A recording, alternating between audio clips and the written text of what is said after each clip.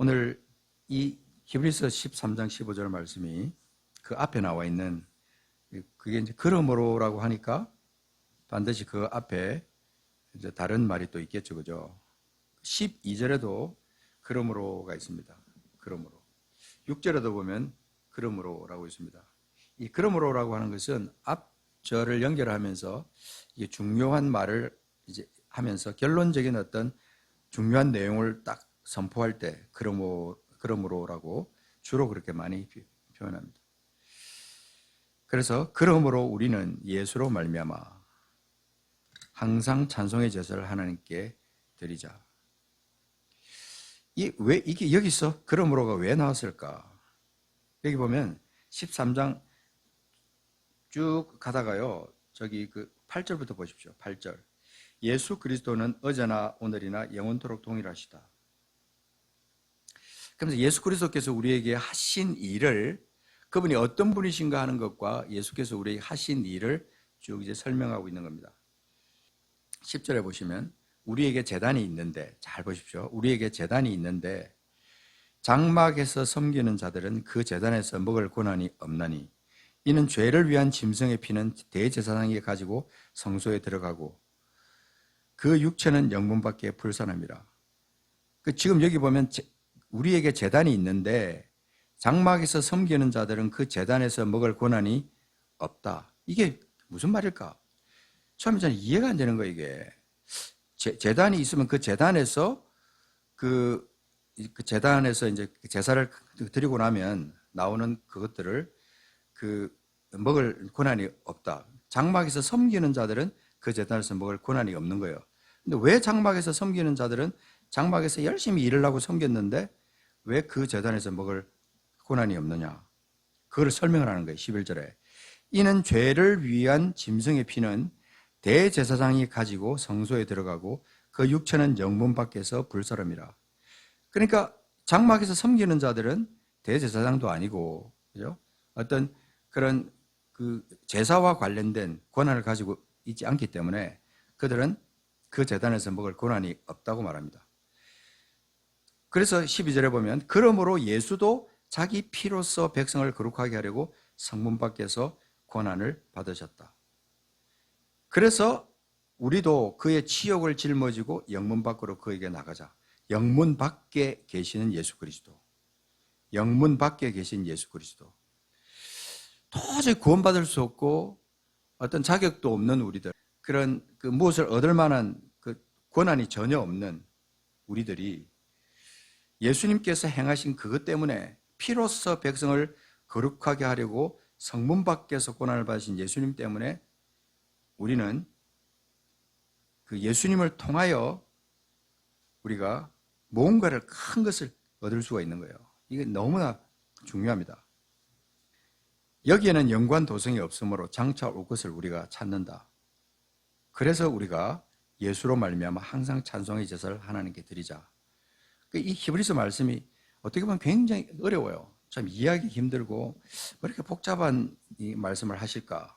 그러는데 그런 복잡한 말씀은 다 잊어버려도 예수님께서 이뤄놓으신 그것들을 우리가 내 것으로 가질 수 있는 특권을 가졌어요.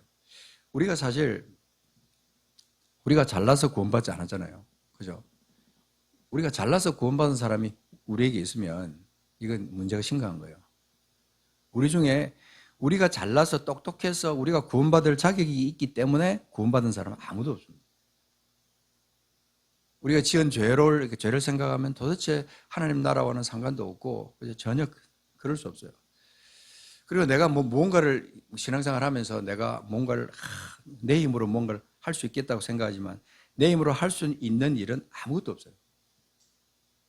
나는 그저 아무것도 아닌 존재라는 것을 우리는 인정하는 그 순간에 하나님 앞에 자신 있게 나갈 수가 있어요. 장막에서 섬기는 자들은 사실 아무것도 아니거든요. 아무것도 아니에요. 근데 예수께서 영문 밖에서 우리 주님께서 고난을 받으셨다는 건 특별한 영적인 의미가 우리 속에 있는 겁니다. 예수를 믿을 만한 구원받을 만한 자격도 안 되고 아무것도 이뤄놓지 못한 우리가 에베소서 2장 8절 9절에 있는 것처럼, 그죠? 에베소서 2장 8절 9절에 뭐라 그랬어요? 너희가 그 은혜를 인하여 믿음으로 말미암아 구원을 얻었나니. 거기서 은혜가 나오는 거예요. 너희가 그 은혜를 인하여 믿음으로 말미암아 구원을 얻었나니. 이것이 나에게서 난 것이 아니다. 오직 믿음으로 말미암는 은혜라는 것을 우리가, 그것이 구원이다. 그래서 왜 그렇게 했냐면 아무도 자랑하지 못하게 하기 위해서 주님께서 그랬다. 그 에베소서 2장 8절 9절 말씀이잖아요. 우리가 하나님 앞에 자랑할 수 있는 게 사실 아무것도 없는 겁니다. 그래서 오늘 이 시간 중요한 걸 하나 우리가 이제 묵상을 해봐야 됩니다. 오늘 우리는 구약 성경으로 돌아가서 이제 사무엘하 6장을 한번 들어가서 특별한 한 분을 우리가 거기서 만나게 될 것입니다. 자, 6장 16절부터 읽겠습니다. 16절. 다 시작. 여호와의 궤가 다윗 성으로 들어올 때에 사울의 딸 미갈이 창으로 내다보다가 다윗 왕이 여호와 앞에서 뛰놀며 춤추는 것을 보고 심중에 그를 업신여기니라. 여호와의 궤를 메고 들어가서 다윗이 그것을 위하여 친 장막 가운데 그 준비한 자리에 그것을 두매 다윗이 번제와 화목제를 여호와 앞에 드리니라. 다윗이 번제와 화목제 드리기를 마치고 만군의 여호와의 이름으로 백성에게 축복하고 모든 백성 곧 이스라엘 무리에게 남녀를 막론하고 떡 한 개와 고기 한 조각과 건포도 떡 한 덩이씩 나누어 주매 모든 백성이 각기 집으로 돌아가니라. 20절. 다윗이 자기의 가족에게 축복하러 돌아오매 사울의 딸 미갈이 나와서 다윗을 맞으며 이르되 이스라엘 왕이 오늘 어떻게 영화로우신지 방탕한 자가 염치 없이 자기의 몸을 드러내는 것처럼 오늘 그의 신복의 계집종의 눈앞에서 몸을 드러내셨도다 하니 다윗이 미갈에게 이르되 이는 여호와 앞에서 한 것이니라. 그가 내 아버지와 그의 온 집을 버리시고 나를 택하사 나를 여호와의 백성 이스라엘의 주권자로 삼으셨으니 내가 여호와 앞에서 뛰놀리라. 내가 이보다 더 낮아져서 스스로 천하게 보일지라도 내가 말한 바 계집종에게는 내가 높임을 받으리라 한지라. 그러므로 사울의 딸 미갈이 죽는 날까지 그에게 자식이 없으니라. 이 사건은 이 구약 성경에서 아주 의미 있는 사건이었어요.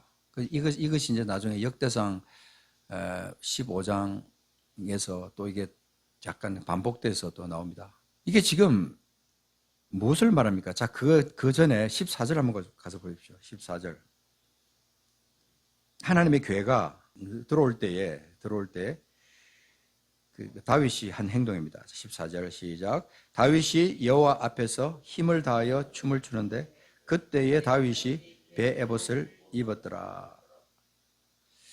그다음 15절은 다윗과 온 이스라엘 족속이 즐거이 환호하며 나팔을 불고 여호와의 궤를 메어 오니라. 자, 이 말씀들을 읽으면서 여러분이 어떤 영상이 떠오르지 않습니까? 영상. 단편적이라도 이 영상이 떠오를 거예요. 아, 그날 현장에 어떤 일이 있었다. 사울의 딸 미갈과 다윗이 이렇게 대화를 할 때, 어떤 모습이겠다. 그죠? 이런 것들이 이제 말씀을 읽으면 그것이 상으로 이렇게 쭉 떠오른다고요. 그래서 이 말씀의 본문과 그 상들을 우리가 떠올리면서 말씀을 또 기억하는 거죠. 계속. 또 말씀이 본문이 이제 암송한 것이 생각이 나면 말씀을 또 읊조리면서 또 이렇게 하는데, 그럴 때 중요한 것 중에 하나가 뭐냐면 우리가 이 다윗이라는 이 특별한 한 사람, 구약 성경에서 너무나 빼놓을 수 없는 이 다윗이라는 특별한 한 사람. 다윗이 구약 성경에만 특별한 사람이 아니었어요. 다윗은요, 신기하게도 신약 성경 여기저기에서 다윗이 말한 것, 특별히 시편에서 기록한 그 많은 말씀들을 신약의 기자들이 인용을 했습니다. 예수님조차도 다윗에 대해서 인용을 할 정도로 다윗은 유명한 영적 인물입니다. 그가 왜 그렇게 특별하냐면요, 다윗은 왜 그렇게 다윗이 특별했을까? 하나님의 은혜를 입은 사람이에요. 하나님의 은혜를 아는 사람이 그가. 구약 성경에는 예수님이 아직 오시기 전이기 때문에 오직 여호와 하나님께서 통치하시고 하나님께서 주신 말씀과 하나님 주신 모든 것들을 그 약속을 믿고 나가는 사람들로 이제 그 영적 세계에 이렇게 가득 차 있잖아요. 그런데 그때 이 다윗이라는 사람은 오직 하나님께만, 여호와 하나님께만 이 중심을 두고 나갔다 하는 것이죠. 우리가 잘 아는 시편 23편 말씀은 그 잠깐 한번 보십시오. 우리가 잘 알지만 암송도 많이 하잖아요, 이거죠. 여기 보면 우리가 잘 아는 문구가 있습니다. 여호와는 나의 목자시니 내게 부족함이 없으리로다. 그가 나를 푸른 풀밭에 누이시며 쉴만한 물가로 인도하시는도다. 이런 고백이 다윗의 입에서 나올 수 있는 것은요, 다윗이 무슨 힘이 있기 때문에 그런 게 아니었어요. 사실은 다윗은 아주 체구도 작고 그렇게 그 사가들이 그렇게 말하는 거 보면 다윗은 그렇게 덩치가 크고 그런 사람은 아니었다는 거죠. 그렇지만 그가 하나님을 만나고 난 다음에 그에게 있는 것은 하나님을 향한 온전한 중심이었어요. 여호와께서 나를 푸른 풀밭에 누이시며 쉴만한 물가로 나를 인도하신다. 여호와께서 3절에 보면 내 영혼을 소생시키시고 여호와의 이름을 위하여 의의 길로 자신을 인도하신다. 내가 사망의 음침한 골짜기로 다닐지라도 해를 두려워하지 않을 것은 주께서 나와 함께 하심이라. 주의 지팡이와 막대기가 나를 안위하시나이다. 주께서 내 원수의 목전에서 내게 상을 차려주시고 기름을 내 머리에 부으셨으니 내 잔이 넘치나이다. 이런 고백을 할 수 있는 다윗의 영성이 그를 이 하나의 특별한 장막으로 이끌어간 거예요. 특별한 장막으로. 그래서 오늘날 우리 이제 흔히 부르는 그 다윗의 장막이라는 말 많이 하잖아요, 사람들이. 그죠? 다윗의 장막. 아마 들어보셨을 거예요. 다윗의 장막. 우리 찬양팀 가운데도 다윗의 장막이 있고, 그죠? 다윗의 장막이란 단어를 한국 사람들이, 특별히 기도를 많이 하는 분들이 쓰기를 좋아합니다. 다윗의 장막. 이 다윗의 장막 안에서 도대체 무슨 일이 벌어졌는가? 다윗의 장막은 솔로몬의 성전하고는 달라요. 그렇죠? 솔로몬의 성전은 하나님께서 솔로몬을 통해서 자기 이름을 위하여 하나님께서 그 지은 것이 솔로몬의 성전인데, 다윗은 하나님께서 자신을 통해서는 성전을 짓지 못하게 하셨기 때문에 그는 그냥 성전이 아니라 그는 법궤가 들어오고 법궤를 갖다 보관하고 법궤와 함께 그 안에서 뭔가 특별한 어떤 하나님을 향한 뭔가를 드리기 위해서 그는 장막을 친 거예요. 그냥 장막을. 그건 화려하지도 않았어요.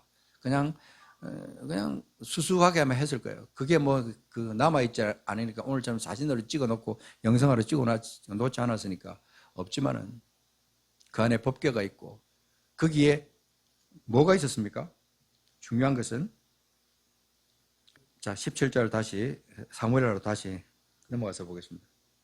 17절에 보면 여호와의 궤를 메고 들어가서 다윗이 그것을 위하여 친 장막 가운데 그 준비한 자리에 그것을 두매 다윗이 번제와 화목제를 여호와 앞에 드리니라. 성전에서 지성소 안에서 일어날 수 있는 그런 일들을 지금 다윗이 지금 그 장막 안에서 한 거예요. 그래서 다윗이 번제와 화목제 드리기를 마치고 만군의 여호와의 이름으로 백성에게 축복하니라. 그래서 그러니까 이 장막을 치는 그 앞뒤 그 사이에 다윗은 특별한 하나의 행동을 사실 하는 거예요.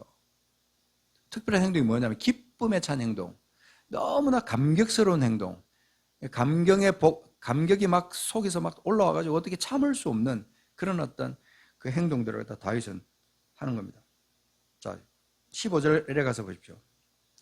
14절. 다윗이 여호와 앞에서 힘을 다하여 춤을 추고, 그 다음에 15절에 보면 다윗과 온 이스라엘 족속이 즐거이 환호하며 나팔을 불고 여호와의 궤를 메어왔다. 그러니까 장막 안으로 들어가기 전에 장막 주변에서 일어나는 그 엄청난 일이 뭐냐면, 여기에 즐거이 환호하며, 이스라엘 족속이 즐거이 환호하며, 온 이스라엘 족속이라 그렇게 표현했어요. 다윗과 온 이스라엘 족속이 즐거이 환호하며 나팔을 불고 여호와의 궤를 메고 나왔다. 역대상 가서 잠깐 아까 제가 말씀드렸죠. 역대상 15장이라고 제가 말씀드렸는데, 자, 그 사무엘하 6장도 덮지 마시고 한번 해보세요. 손가락을 꽂으시든지 아니면 주보를 꽂든지 해서, 자, 예, 역대상 634장인가요? 자, 27절, 26절은 이제 제사 드리는 거, 지금 아까 제사를 드렸더라 그랬잖아요. 번제와 화목제를 드렸다. 그렇게 하고 난 그거를 지금 설명한 거예요. 자, 27절. 다윗과 및 궤를 맨 레위 사람과 노래하는 자와 그의 우두머리 그나냐와 모든 노래하는 자도 다 세마포 겉옷을 입었으며 다윗은 또 배 에봇을 입었고 이스라엘을 무리는 크게 부르며 뿔나팔과 나팔을 불며 재금을 치며 비파와 수금을 힘있게 타며 여호와의 언약궤를 메어 올렸더라. 좀 더 구체적이죠. 좀 더 구체적으로 아주 적극적인 표현이 거기 나와요. 이스라엘 무리는 크게 부르며 뿔나팔을 불고 나팔 그러니까 그냥 나팔은 그냥 나팔이고 뿔나팔은 그 양각 나팔 그 양의 그 뿔 있잖아요. 그거를 이렇게 잘라가지고 그 안을 비워서 만든 게 양각 나팔이에요.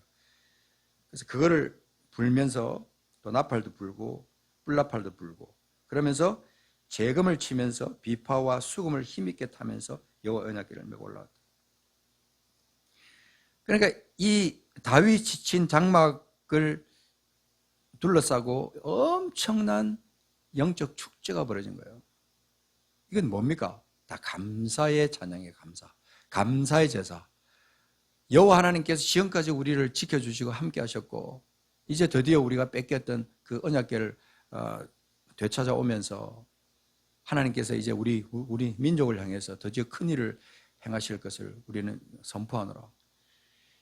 다윗은 어떤 자기가 하나님을 향해서 어떤 인간적인 생각을 가지고 이렇게 한 것보다 오직 하나님, 여호와 하나님, 만군의 여호와, 천지를 지으신 하나님, 도저히 우리는 쳐다볼 수 없지만 하나님께서 우리를 사랑하셔서 우리에게 이런 제사와 언약궤와 이런 것들을 통해서 하나님이 우리를 지켜 보호하시고 함께 하신다는 것을 나타내시고 증거로 보여주신다. 그래서 이 다윗은 그것에 대한 감사가 속에서부터 계속 끊임없이 올라나왔던 거예요. 그러니까 이런 행동을 할 수가 있는 거예요. 어떻게 보면요, 다윗은 왕이에요. 왕이 사실은 체면을 생각해야 돼요. 체면. 근데 체면이 없어요. 체면을 생각하지 않고 여기 보면 어마어마합니다. 29절 그랬어요. 여호와의 언약궤가 다윗성으로 들어올 때에 사울의 딸 미갈이 창으로 내다보다가 다윗 왕이 춤추며 뛰노는 것을 보고 그 마음에 업신여겼다. 춤추며 뛰논다라고 이거는 표현하는 거예요. 하나님께서 우리에게 주신 그 큰 일을 생각하는 사람은요, 첫 번째 행동이 뭐냐면 하나님을 향한 찬양이 나오는 거예요. 찬양, 감사의 찬양, 기쁨의 찬양, 선포의 찬양.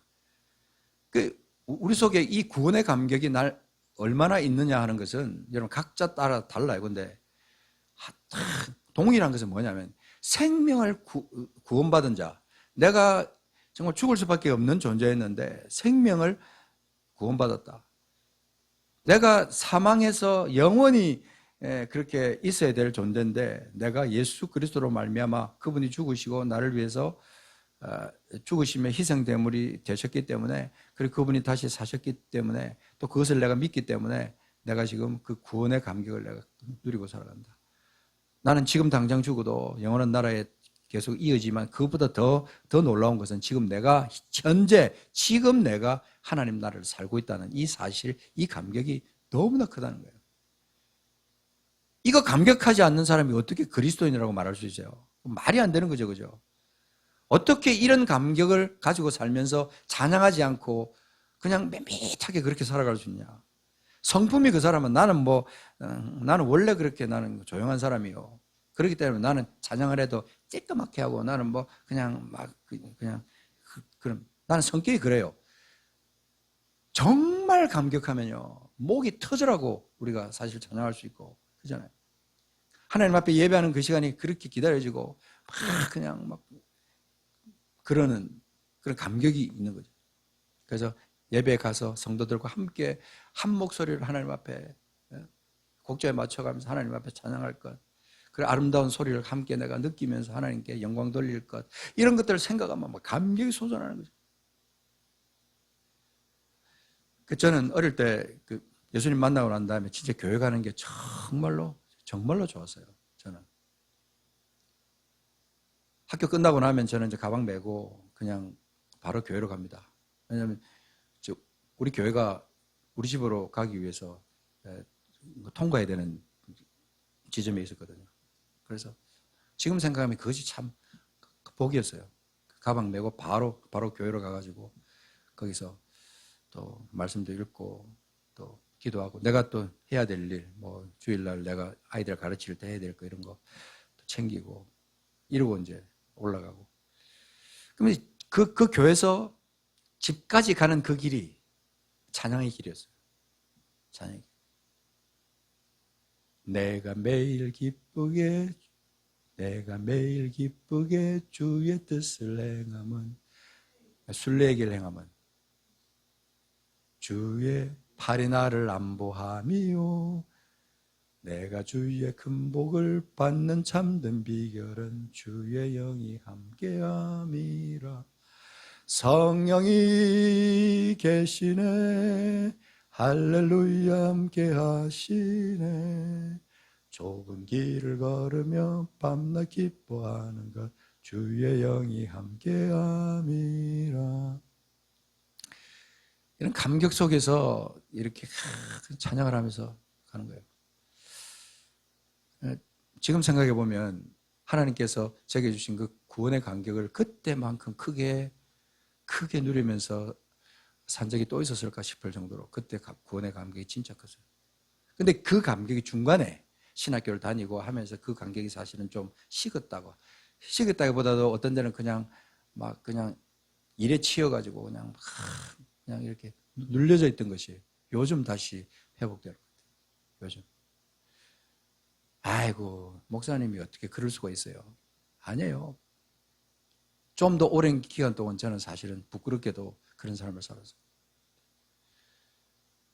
우리가 회복되어야 될 것이 있다면 하나님을 향한 이 구원의 감격을 통한 하나님을 향한 찬양과 감사의 제사, 이런 것들이 우리는 끊임없이 우리 속에서 나와야 되는 거예요. 그게 진짜 그리스도인 것 같아요. 우리 어머니 생각하면요, 우리 어머니 늦게 예수님을 믿었잖아요. 아버님 돌아가실 때 아버님의 유언에 따라서 우리 집안이 다 교회를 나가면서 어머니가 그때부터 성경을 이제 보기 시작했는데, 성경을 읽기 시작하면서 손가락 짚어가면서 성경을 읽기 시작하면서 골방에서 찬송을 부르면서 어머니가 부르던 찬송이 지금도 생각이 나요. 나의 기쁨 나의 소망 되시며 나의 생명이 되신 주, 밤낮 불러서 찬송을 드려도 늘 하실 마음뿐일세. 어머니가 계속 그냥 방에서 성경을 읽다가 또 찬송 부르시다가 이랬던 기억이 있습니다. 어딘가에 저희 어머니가 읽으시던 찬송 성경이 어딘가에 있어요, 여기. 저는 그런 생각이 듭니다. 이 다윗이 했던 이런 놀라운 이런 영적 행동, 이것은 우리 모든 믿는 사람들이 다 동일하게 해야 될 그런 행동이에요. 미갈은 사실은 왕으로서의 채통과 권위를 중요하게 여겼기 때문에 다윗을 비난하는 거예요. 어떻게 왕으로서 그럴 수 있느냐, 계집종 앞에서 그렇게 아랫도리를 갖다가 내보일, 어떻게 그런 일이 있을 수 있느냐. 그런데 이 다윗이 말한 걸 보면 놀랍습니다. 자, 다시 사무엘하 넘어가서 6장에 가서 다시 한번 보겠습니다. 이거는 너무 중요합니다. 제가 이걸 보면서 참 하나님 감사를 드리는데요, 다윗이 그렇게 말을 합니다. 21절에 다윗이 미갈에게 이렇게 말합니다. 이는 내가 그렇게 하는 것은 뭐냐면 여호와 앞에서 한 것이다. 내가 이렇게 춤추며 뛰노는 것은 여호와 앞에서 한 것이다. 사람 앞에서 한 게 아니다. 그가 내 아버지와 그의 온 집을 버리시고 나를 택하사 나를 여호와의 백성 이스라엘의 주권자로 삼으셨다. 그 하나님을 나는 찬송할 것밖에 없다. 내가 여호와 앞에서 뛰놀리라. 내가 뛰놀 수밖에 없는 그런 이유가 내게 있다. 이겁니다. 우리가 기뻐서 뛰놀 수밖에 없는 이유, 그것이 다윗보다 약합니까? 아니라는 말입니다. 다윗이 왕이 되고 사울의 그 통치권을 이어서 그 하나님께서 그 사울을 갖다 패하시고 다윗을 왕으로 삼으신 그것에 대한 감격, 또 하나님께서 그를 지켜주시고 선한 목자 되셔서 푸른 초장으로 그를 이끌어 가시는 그런 거를 감격해 하는 것과 지금 우리가 받은 이 감격이 비교가 됩니까? 우리 영혼이 구원받고 하나님의 자녀가 되고 죄악의 길에서 완전히 벗어나서 죽음의 길에서 완전히 벗어난 우리들이에요. 이거 우리는요, 잊어버리고 살아갈 때가 너무나 많아요. 우리가 구원받은 이것은 세상 어떤 것과도 비교할 수 없는, 어떤 가치와도 비교할 수 없는 소중한 구원이에요. 이 천하에 돈 수없이 많이 쌓아놓고 뭐 내가 100년 먹을 거 내가 저쪽에 해놨다 할지라도 내가 어느 날 주님께서 나를 불러가시면 그 무슨 소용이 있어요? 그죠? 아무것도 소용이 없는 거예요.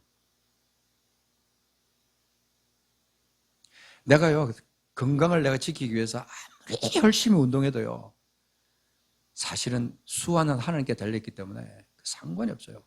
단지 내가 이제 사는 동안에 건강하게 살기 위해서 운동하는 것, 그건 저도 인정합니다. 그것보다도 앞서야 되는 것은 하나님을 향한 감사의 찬양, 감사의 액션들. 그래서 다윗처럼 이렇게 뛰면서 찬양하다 보면 운동이 되지 않을까, 이런 생각도 때더랍니다. 1시간 동안 여러분 계속 뛰면서 찬양해 보세요. 박수치고 뛰면서 한번 찬양해 보시라고. 인간의 모든 생각을 뛰어넘고 하나님의 자녀가 되었다는 이 사실에 대한 감격을 우리가 가지고 살아가면 내가 여호와 앞에서 뛰놀리라고 말한 이런 고백을 우리도 할 수 있다. 22절, 더 중요한 말씀이에요. 내가 이보다 더 낮아져서 스스로 천하게 보일지라도, 이거예요.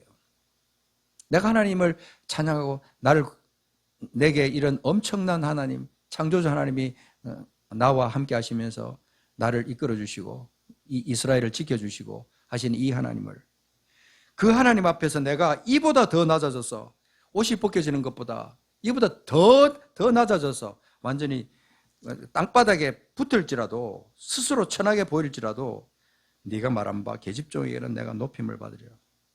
이건 하나님께서 그를 그렇게 하신다는 뜻이거든요. 적어도 내가 왕으로서 내가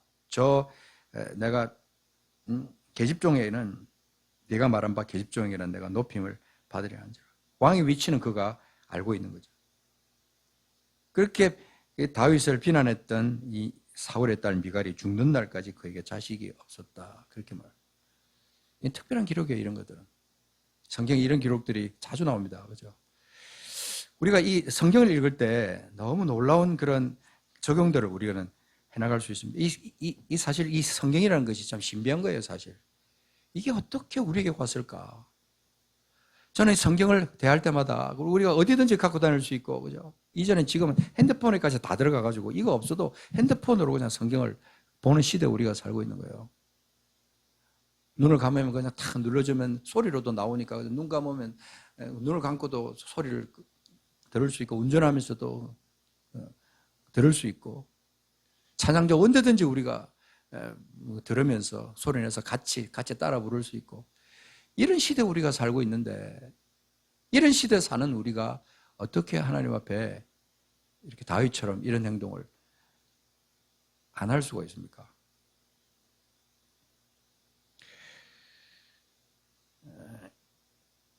우리는 때때로 그렇습니다. 사회적 지위나 어떤 그런 위치를 생각하면 채통을 지켜야 될 것 같은 생각이 들어서 박수도 안 치고 뭐 춤추는 자리에서 춤도 안 추고 그럴 수 있어요.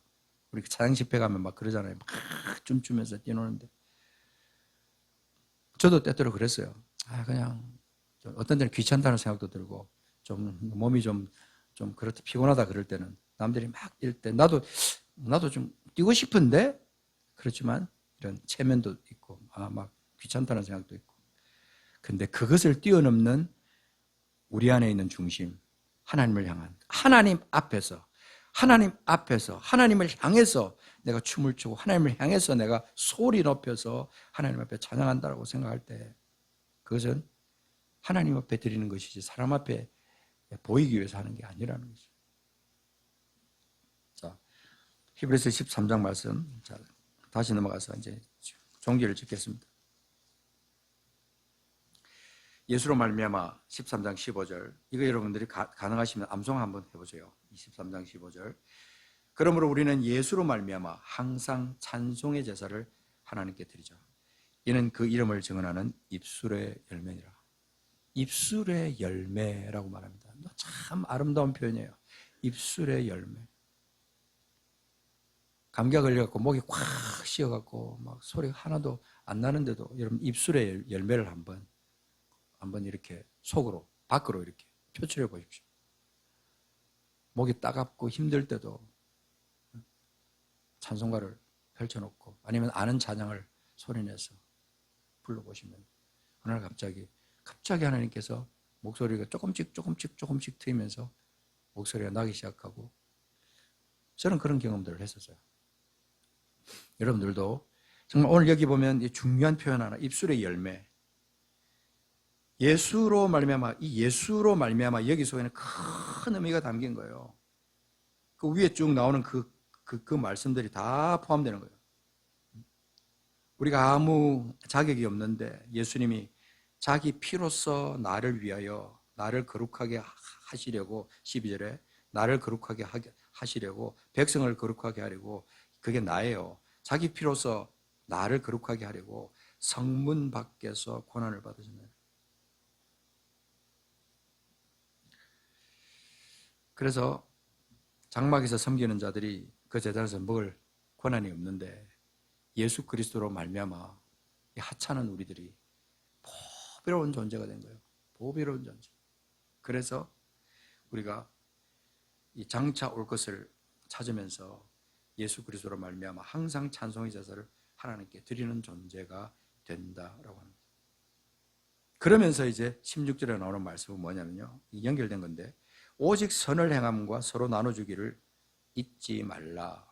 이거는요 15절 말씀이 되는 사람은 16절이 돼요. 이해가 되십니까?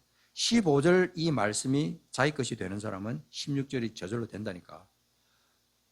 찬송의 제사를 하나님께 드리는 사람, 그 이름을 증언하는 입술의 열매를 맺어가는 사람, 그런 사람은 선을 행함과 서로 나눠주기를 잊지 않게 됩니다.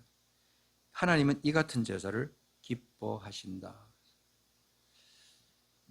양을 드리는 제사, 소를 드리는 제사, 곡식을 가지고 드리는 제사, 이런 게 아니라 하나님이 우리 자신을 받으시기를 원하시는데 이런 제사를 드리는 존재로 하나님 받기를 원합니다. 자, 늘 우리가 암송하는 말씀, 자, 마지막으로 이제 읽고 마치겠습니다. 로마서 12장 말씀. 12장 1절 암송하시면 암송하십시오. 12장 1절 2절 로마서 12장 1절 2절 256쪽. 그러므로 형제들아 내가 하나님의 모든 자비하심으로 너희를 권하노니 너희 몸을 하나님이 기뻐하시는 거룩한 산 제물로 드리라. 이는 너희가 드릴 영적 예배니라. 너희는 이 세대를 본받지 말고 오직 마음을 새롭게 함으로 변화를 받아 하나님의 선하시고 기뻐하시고 온전하신 뜻이 무엇인지 분별하도록 하라. 예수 믿는 사람은요 다른 종교를 믿는 사람하고 다릅니다. 종교는요 사람이 어딘가에 절대자를 향해서 뭔가 자기가 노력으로 뭔가를 하고 자기가 뭔가를 드려야 그 절대자가 나에게 주는 같은 것을 같이 생각하고 그렇게 만들어 놓은 것이 종교예요. 석가모니도 그렇고, 그죠? 또 다른 힌두도 그렇고 다 그래요. 근데 하나님을 향한 이 믿음을 가진 사람들, 이런 사람들은 하나님이 기뻐하시는 거룩한 산제물로 자신을 드릴 수가 있는 사람들이에요. 하나님은 언제 기뻐하시는데요? 이게 중요하잖아요. 하나님 기뻐하시는 산제물이 뭔데요? 하나님 기뻐하시려면 하나님의 뜻을 생각해야 되잖아요. 하나님 뭘 기뻐하시는지 알아야 되잖아요. 아까 우리가 히브리서에서 보았지만 하나님은 이 같은 제사를 기뻐하시느니라. 어떤 제사를 기뻐하신다고요? 입술에 열매를 맺으면서 선을 행함과 서로 나눠주기를 잊지 않고 이렇게 사랑의 선을 행할 수 있는 그런 열매까지 같이, 입술의 열매만이 아니라 성령의 열매까지 같이 맺을 수 있는 사람, 그런 사람이 드리는 삶을 통해 드리는 제사, 그것을 하나님이 기뻐하신다는 거예요. 이 말씀이 굉장히 깊이가 있는 겁니다, 사실. 그래서 너희는 이 세대를 본받지 마라. 이 세대는요, 절대로 이 영적 예배를 드릴 수 있는 세대가 아니에요. 교회 안에서도 이런 세상을 본받아가지고 드리는, 그 예배를 드린다고 모여있지만 하나님 앞에 예배 드리지 못하는 그런 시간들, 그런 시간만 때우는 그런 교회에서 예배, 그런 얼마든지 있을 수 있어요. 얼마든지 있을 수 있다고, 여러분. 진짜 깨어야 되는 거예요, 우리가. 큰 교회다 작은 교회다 그런 걸 말하는 게 아니라 수가 적고 많고가 문제가 아니라 몇 사람이 모여있던지 간에 그 안에 먼저 각자가 하나님이 기뻐하시는 거룩한 산 제물로 자신을 드릴 수 있는 사람들이 모여있으면 그들이 드리는 그 제사는 다윗과 같은 이런 제사, 다윗의 장막에서 드려졌던 이런 제사를 드릴 수가 있는 거예요. 그거 없으면요, 백날 하나님을 이름으로 모인다고 해서 뭐 해도 하나님 기뻐하시는 제사가 아닐 수 있는 겁니다. 종교의식으로 끝날 수 있어요. 종교의식은요, 그 안에는 하나님이 함께 하시지 않습니다. 성령이 함께 하시지 않을 확률이 거의 99.9%예요. 우리가 하나님께서 우리에게 주시는 은혜를 확실히 깨닫고 영어로 하나님께 영광 돌리는 사람들은 매일의 삶이 그렇게 이어집니다. 저희 교회가 어떤 때는 막 수요예배도 없고 금요예배도 없고 오직 주일에 한 번만 있으니까 그냥 굉장히 이렇게 막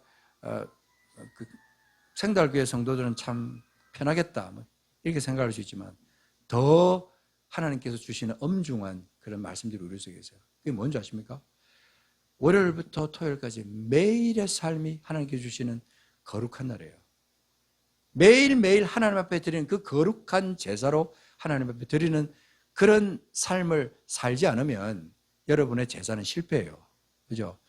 그 월요일의 실패, 화요일의 실패, 수요일의 실패, 목요일의 실패, 금요일의 실패, 토요일의 실패를 그렇게 경험하다가 형식적으로, 그냥 종교적으로, 그냥 남들 눈도 있으니까 손자 따라서, 아들 따라서 이렇게 갈 수 있어요. 그거는 아니다. 그거는 하나님이 기뻐하시는 제사라는 것이 무엇이냐 하는 것을 우리는 확실하게 깨달아야 되는 거예요. 항상 찬송의 제사를 하나님께 드릴 수 있는 사람은 어떤 사람이냐? 지금 계속해서 보는 거예요. 예수 그리스도로 말미암아 확실하게 구원받은 사람, 확실하게 영이 구원받은 사람, 그런 사람은 이제 기본이 된 겁니다. 기본, 그죠? 확실하게 영이 구원받았으니까 하나님 자녀가 됐잖아요. 아멘? 하나님 자녀가 됐잖아요. 하나님 자녀가 됐으면 그때부터 성령이 임하시는 겁니다. 아멘? 성령이 그와 함께 임하기 때문에 매일의 삶이 기쁨 가운데 주의 팔이 나를 안보하는 것을 경험하면서 사는 거죠. 이거는 신앙의 연조하고 상관없습니다. 굉장히 중요한 진리예요, 이게. 예수 믿은 지 한 달밖에 안 된 사람도요, 이 성령이 임하시면 영의 눈이 뜨기 시작합니다. 그때부터 성경을 보면요, 성령이 도와주시니까 막 기적같이 막 말씀을 막 폭포수같이 막 이렇게 막 내려오는 폭포수를 갖다 맞는 것처럼, 그리고 입을 벌려가지고 막 큰 물고기가 막 큰 고기가 작은 고기들을 막 입으로 팍 빨아들이듯이 그렇게 말씀을 막 빨아들이는 거예요. 그러면요, 예수 믿은 지 한 달 만에, 두 달 만에, 1년 만에 엄청난 변화를 경험합니다. 30년 믿은 40년 믿은 사람보다 더 영적으로 정말 뛰어난 그런 하나님의 사람이 됩니다. 먼저 된 자가 나중에 나중에 자가 먼저 된다. 그 영적인 진리예요. 우리 하나님 앞에서 우리는요, 진짜로 이런 진리를 우리 마음속에 새기면서 살아야 되는 거예요. 하나님의 은혜가 우리 속에 항상 있게 되면요, 우리는 이 모든 것을 통해서 하나님께 영광 돌리는 삶을 살 수 있습니다. 히브리서 제일 마지막 거기 가서 보시면, 자 13장 25절 제일 끝에 보십시오. 이게 히브리서 전체의 결론인데, 은혜가 너희 모든 사람에게 있을지어다. 은혜가 너희 모든 사람에게 있을지어다. 요 은혜가 너희 모든 사람에게 있을지어다, 이 말이 너무 중요한 것은요, 은혜라는 것은 사실은 그냥 하늘에 뚝 떨어지는 게 아니에요. 은혜가 창조주 하나님을 믿는 그 신앙 안에서, 또 예수 그리스도를 구원의 구주로 믿고 믿는 그 신앙 안에서 성령이 나와 함께 계시는 것을 인정하면서 성령과 교통하면서 살아가는 그 모든 삶의 집합체가 은혜예요. 그래서 은혜가 우리 속에 있게 되면 이게 내가 풍성해지는 거예요. 생각도 풍성해지고 말도 풍성해지고 행동도 풍성해져요. 쪼잔하지 않습니다. 그때부터 뭔가 대범해지는 거예요. 하나님을 사랑하고 이웃을 내 몸처럼 사랑하는 그 모든 행동들도 그렇게 이런 열매가, 입술의 열매뿐만 아니라 손으로 하는 열매, 그죠? 발로 하는 그 열매, 내 몸으로 이웃을 향해서 드리는 열매까지 다 합쳐서 하나님께 드리는 이런 하나님이 기뻐하시는 이런 제사를 드릴 수 있는 사람, 그런 사람은 진짜 하나님이 기뻐하시는 거룩한 산 제사로 하나님께 드리는, 매일을 드리는 사람이에요. 매일매일. 그러니까 주일날이 막 기대가 돼야죠, 사실은. 주일날. 토요일까지 막 승리했다. 주일날. 너무나 감격스러워요. 함께해서 우리가 막 반주에 맞춰서 화음을 넣어가면서 하나님 영광 돌리면서 감격하고 눈물 흘리고, 뭐 눈물은 일부러 짜는 건 아니지만 그냥 감격해서, 은혜 감격해서 막 저절로 눈물이 나는 거죠.